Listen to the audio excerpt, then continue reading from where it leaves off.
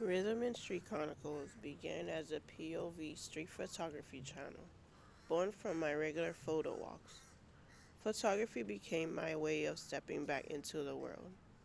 I began my photography journey in 2004, and ever since, the camera has been my form of therapy.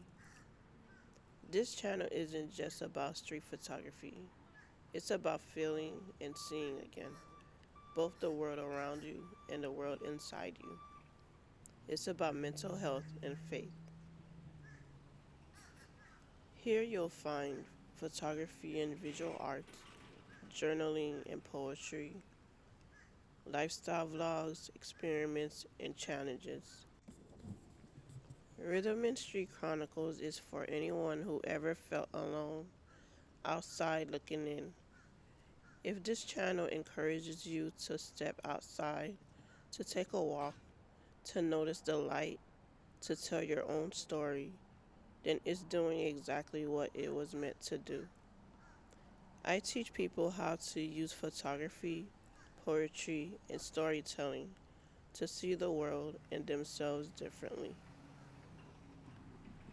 Today's video is a little more personal. I wanted to do a proper introduction to this channel, a simple get to know me Q&A. My name is Joanne. I'm a photographer, poet, storyteller, and the creator behind Rhythm and Street Chronicles. This channel is my creative home. It's where I document life as it unfolds and the beauty found in ordinary moments. I put together a few questions from Google, and I'm just going to answer them honestly. Can you introduce yourself? I'm Joanne. I'm a photographer, writer, and storyteller. I started photography in 2004, and along with poetry, it's been a way to process life ever since. Rhythm and Street Chronicles grew from my need to observe the world and reflect what I feel. How, how did growing up influence the way you see the world? Growing up taught me patience with myself and with others, and with life. I learned to notice the little things. Did you always know you'll be creative? Not at all. I actually thought I was going to be a basketball player. In grade school, all I did all I did in my free time was play basketball. I lived for it. But as I got older, I started exploring art in my own way. I drew, I wrote, and I made little journals for myself. Photography eventually became the way to capture and process my emotions and understand life. When did you start taking photography seriously? I knew I loved photography in high school, but it wasn't until college that I started taking classes and really diving into it. I've taken it seriously, even when life pulled me in other directions. Photography has always been my way of understanding the world and myself. It's a practice, a habit, and a lens for life. What do you hope people feel when they see your photography? I want people to stop and notice, to question, to explore their own creativity. Photography and art in general is about experimenting, observing, and expressing yourself in a way that's uniquely yours.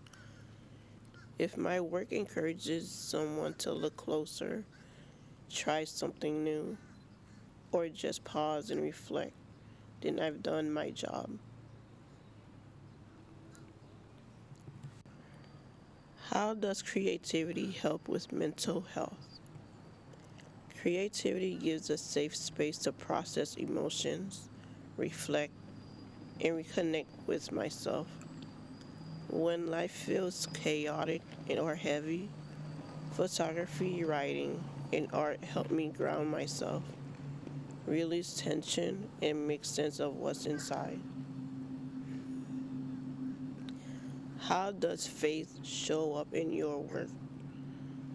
Faith shows up in the way I start my mornings, in small but meaningful ways. I spend 15 to 20 minutes studying my Bible, and that practice sets the tone for my day. It's about slowing down, noticing the details in everything I do, and trusting that God has a purpose for me. Faith reminds me that even in quiet moments have weight and purpose. How do you stay hopeful? I stay hopeful by noticing the small, often overlooked details. The sunlight hitting a wall, a smile exchanged between strangers, a moment of stillness in the city, and it reminds me that even in ordinary days, there's beauty and meaning to be found. Favorite hobbies outside photography. I love exploring other creative and reflective hobbies. Writing poetry, journaling, and walking in nature. I'm drawn to discovery, learning new things, finding little pockets of inspiration in everyday life. These hobbies feed my photography and writing, helping me stay connected. Favorite season to photograph. I love spring and summer. Growing up in Florida, I got used to the warm weather, so being outside for long walks feels comfortable and natural. The light during these seasons is vibrant. The streets feel alive, and everything seems to move a little slower, perfect for capturing the small and unnoticed details.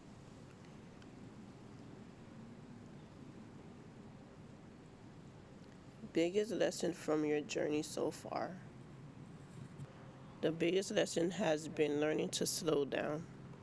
I used to feel like I had to rush to create more, do more, be more visible. But once I slowed down, I started noticing things again. I've learned that being present matters more than being perfect. What do you want your viewers to take away? I hope people walk away feeling more attentive to their own lives, noticing the small things, the in between moments that don't seem important. I want viewers to take their own story seriously, to trust their curiosity, and follow it without waiting for permission. You don't have to rush, and you don't have to have it all figured out.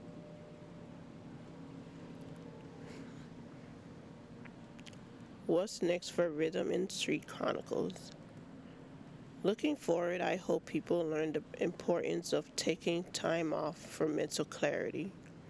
More walks through the city, more POV photography, more poetry and journaling, and lifestyle vlogs. More talks on general topics on mental health and faith. Final words for the video.